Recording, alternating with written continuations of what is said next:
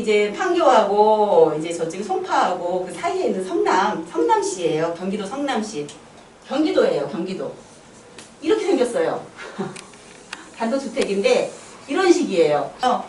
여기는 재개발을 해야 된다, 재개발을 해야 된다고 해서 늘 주장하던 게 벌써 뭐 한 20년 된 것 같아요. 10년, 20년. 그런데 그동안에 뭐 전기사업이니, 재생사업이니, 뭐 뉴타운 사업이니 굉장히 많이 바뀌면서 했지만 최근에는 이제는 여기는 간다라고 하면서 1단계, 2단계, 3단계가 나왔어요. 그게 2019년도, 20년도, 19년도 나왔구나, 19년 나왔어요. 그래서 제가 여기를 성남을 많이 추천했을 때 19년도 초중반이었거든요.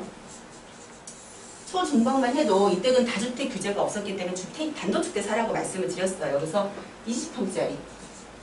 제가 2억이 좀 안 되게서부터 사주면서 2억 중반까지 사드렸어요.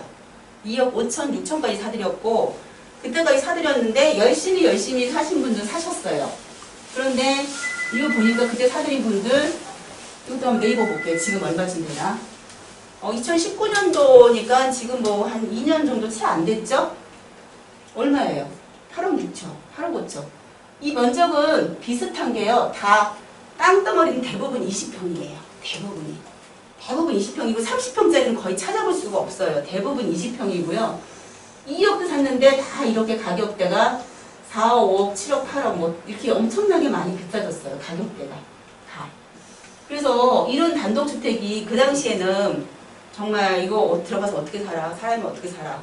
이랬는데 되더라고요. 그래서 요즘에는 여기 있는 자잘한 근생빌라를 추천하시는 분도 계세요. 근데 저는 여기는 이미 늦었다고 봐요. 이미 늦었어. 그러니까 이 부분을 제가 말씀을 드리는 게 지난 거지만 말씀을 드리는 이유가 뭐냐면 해제된 것이요. 해제됐는데 갈까요? 안 갈까요? 해제됐으면 또 가요. 간다. 또 간다. 그러니까 말은 바뀌어요. 정부에 따라서 예전 뉴타운서부터 시작해서 재개발, 도시 재생, 요번에 뭐 여러 가지 또 다른 말이 나오잖아요.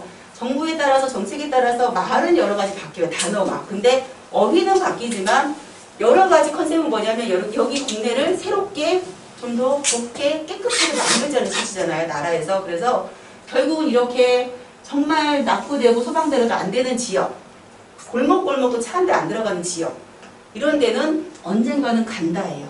개인이 집을 한두 개 지어갖고 발전될 수가 없어요. 강남처럼 도로가 이렇게 반듯하게 예쁘게 나와줘야 되는데 이런 거를 이렇게 나올 수가 개인이 할 수가 없는 지역이에요. 이런 데를 눈여겨보시면은요, 아직 아무것도 지정이 안 됐지만 가다 말다 한 곳이 있으면 이런 거는 간다는 거예요. 이런 곳이 아직까지 서울시에 많이 남아있어요. 그리고 이거는 이제 소규모 주택 정비사업은 뭐냐면 나라에서 미는 사업이에요. 제가 아까 맨 처음에 이제 그게 하는 게 이사대책, 뭐 이번에 이제 20몇 번째 나온 거죠. 이사대책에서 나왔는데 나라에서 대책은 계속 나와요. 정부가 여러 가지 대책이 나와. 규제 대책이죠, 전부 다. 하지 마라, 세금 많이 물린다. 규제 대책이지만 규제 대책 나올 때마다 이거 진짜 살 게 아무것도 없구나. 규제만 하는구나. 이러면 나라는 못 살겠다라고 불평만 해버리면 될까요? 안 되죠. 공존하고 있어요. 거기 안에 보면은 이런 부분은 이런 혜택을 주고 이런 거는 규제한다는 게 늘 나와요. 혜택도 주는 부분이 있어요. 그 중에서 늘 나오는 혜택이 이거예요. 소규모 주택 정비사업. 나라에서 이렇게 크게 재개발이 안 되니까 못하는 지역인데 도로 여건이 얘보다는 좋아요. 그래도 앞에가 도로가 이렇게 빠듯하게 나와 있어요. 이런 거는 요 집하고 요 집하고 아니면 그 뒷집하고 합쳐가지고 지어라 해요. 지을 때 나라에서 여러 가지 규제도 완화해주고 돈도 지원해주겠다. 이게 소규모 주택 정비사업. 여기 안에는 뭐 가로주택 정비사업이 있고 자율주택 정비사업이 있고 다 틀려요. 조금씩. 가로주택 정비사업은 어지간하게 길이 이렇게 크게 둘레를 다 해가지고 요 큰 덩어리 더 하는 거예요. 만제곱미터 정도 넘어서. 근데 이런 거는 개인이 힘들겠죠. 뭐 큰 기업체나 뭐 SH나 LH 사겠죠. 이거 말고 자율주택 정비사업. 요거는 개인이 할 수 있어요. 20가구 미만 혹은 2가구만 이상 2가구 이상만 되면 돼요.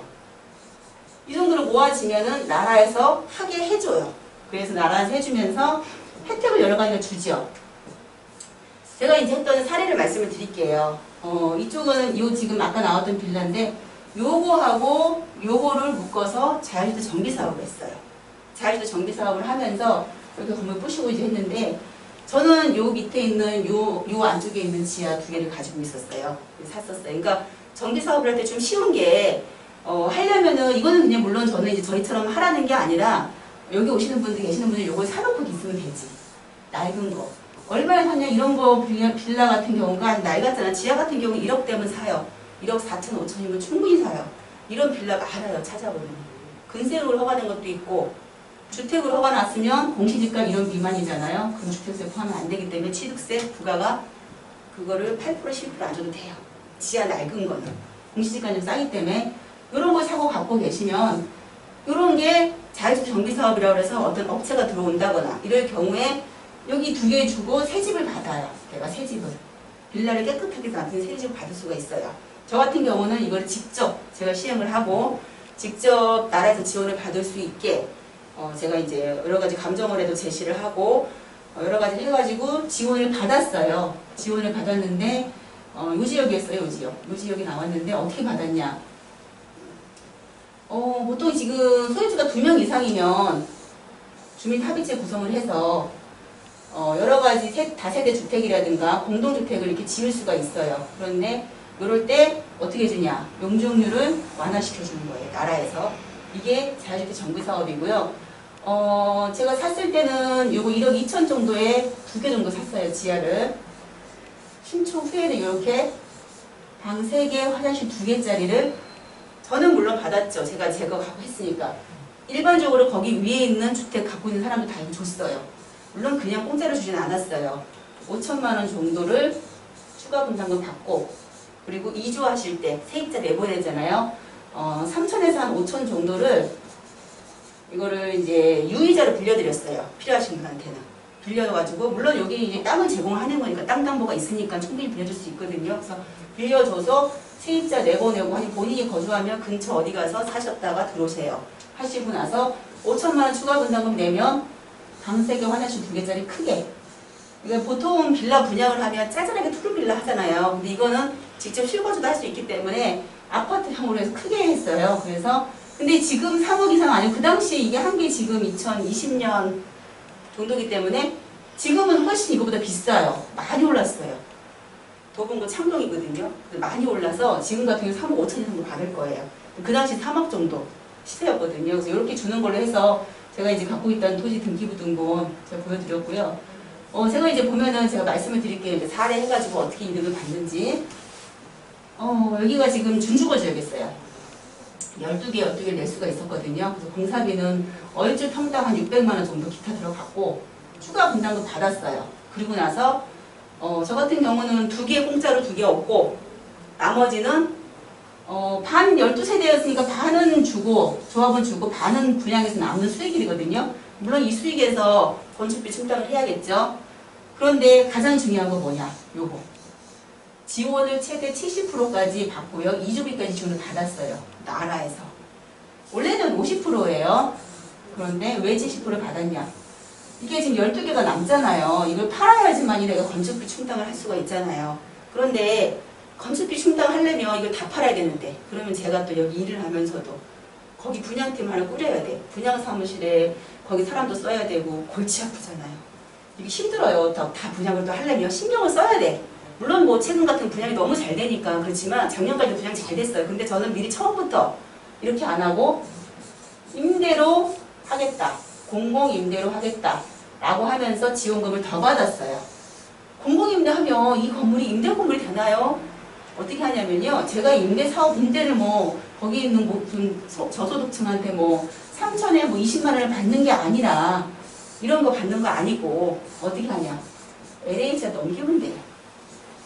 얘네한테 소유권 줘버리면 나는 공공임대 한 거예요. 지원금은 20%더 받는 거야. 그럼 내 돈 30%만 있으면 져요.